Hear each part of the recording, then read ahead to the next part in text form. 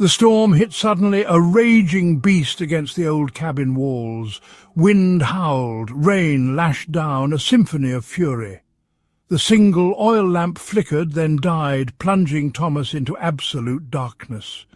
He swore under his breath, fumbling for a match. The storm seemed to mock his fear, growing louder, angrier. The first strike of lightning illuminated the cabin in a ghastly white. Shadows danced, grotesque and menacing. Thomas froze, heart pounding. He could have sworn he saw something move in the corner of the room. Something tall and thin, gone as quickly as the flash. He finally struck a match, the tiny flame a beacon against the encroaching darkness. He lit the lamp, its dim glow doing little to ease the unsettling feeling that had gripped him. The storm raged on, a constant reminder of his isolation. He was alone. Hours crawled by. The storm showed no sign of abating. Outside, the wind howled like a banshee, rattling the old windows. Inside, the silence was broken only by the crackling fire. Thomas tried to read, tried to distract himself, but the unsettling feeling persisted. It felt like something was watching him, lurking just beyond the reach of the lamplight. He started to hear things, faint whispers that seemed to emanate from the very walls themselves.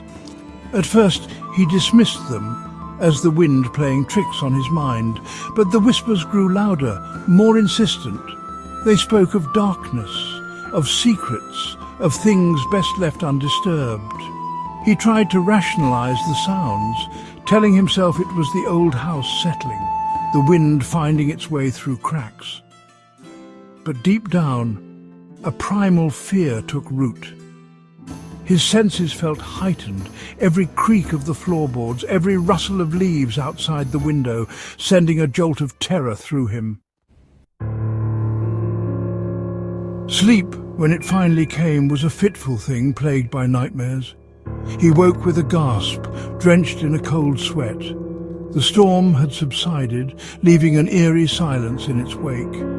Moonlight streamed through the cracks in the boarded-up windows, casting long, distorted shadows across the room. He sat up, his heart pounding in his chest. And that's when he saw it. A figure stood silhouetted against the moonlight, tall and thin, just as he had seen it before. It was motionless, its features obscured by darkness. He blinked, but the figure remained.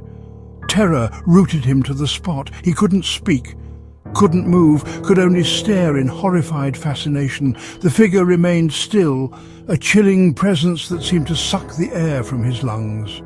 Time seemed to stand still, each second an eternity.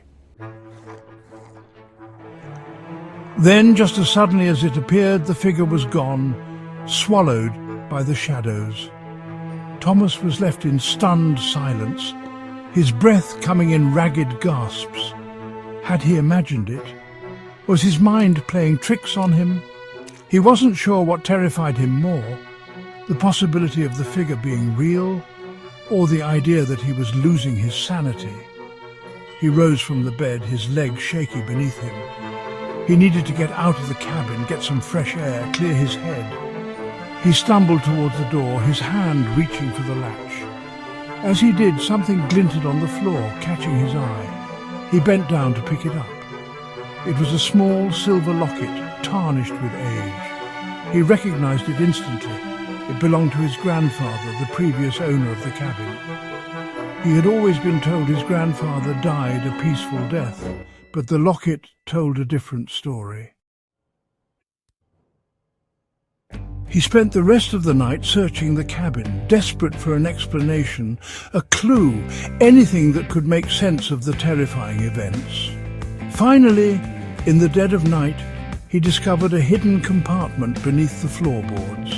Inside, he found a leather-bound diary, its pages filled with his grandfather's frantic scribblings. The diary spoke of strange occurrences, of whispers in the night, of a shadowy figure that haunted his dreams. It described a growing paranoia, a feeling of being watched, of being hunted. As Thomas read, a chill ran down his spine. His grandfather's words mirrored his own terrifying experiences. The diary entries ended abruptly, the last few pages filled with increasingly frantic ramblings about a darkness that consumed all. The final entry was a single chilling sentence. "It knows my name."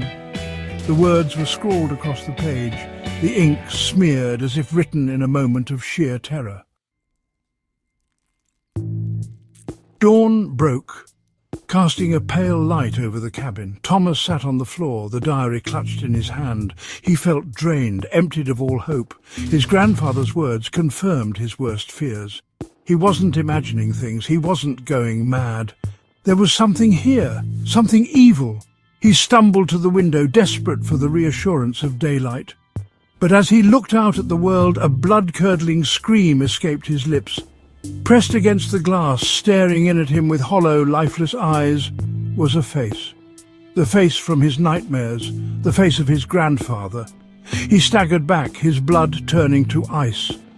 The face remained at the window for a moment longer, a grotesque mockery of a smile twisting its lips. Then, as quickly as it had appeared, it was gone, leaving behind only a smudge on the glass and an echoing silence. Days turned into nights, each one blurring into the next. Thomas found himself trapped in a waking nightmare. The whispers became his constant companions, taunting him, mocking him. The shadows seemed to writhe and twist, taking on menacing shapes that danced just beyond his grasp. He was losing his grip on reality, the line between sanity and madness blurring with every passing hour. He saw his grandfather's face everywhere he looked, in the reflection of the window, in the swirling smoke from the fireplace, even in the pattern of the peeling wallpaper. He tried to escape the cabin, but an invisible force seemed to hold him captive. The doors wouldn't open, the windows wouldn't budge. He was trapped, imprisoned with his own unravelling mind. The darkness was closing in, and he knew with chilling certainty that he was utterly alone. One night, as a violent thunderstorm raged outside, mirroring the turmoil within him, he heard a sound that froze the blood in his veins. A knock at the door. 3 slow, deliberate raps that echoed through the silence of the cabin. He didn't move. He couldn't move. He knew with a certainty that defied all logic that whatever was on the other side of that door was not human. The knocking came again, more insistent this time. He squeezed his eyes shut, his heart pounding against his ribs. Suddenly the knocking stopped. Silence descended, heavier and more oppressive than before. He held his breath, listening intently. Was it gone? Had it left him in peace?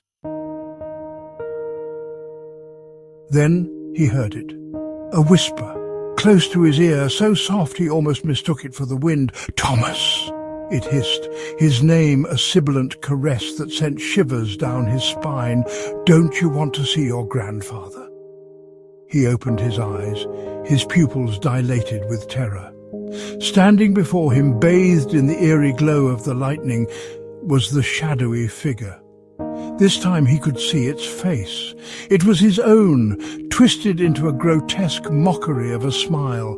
He screamed, a primal sound of pure terror, as the figure lunged at him, its icy fingers closing around his throat.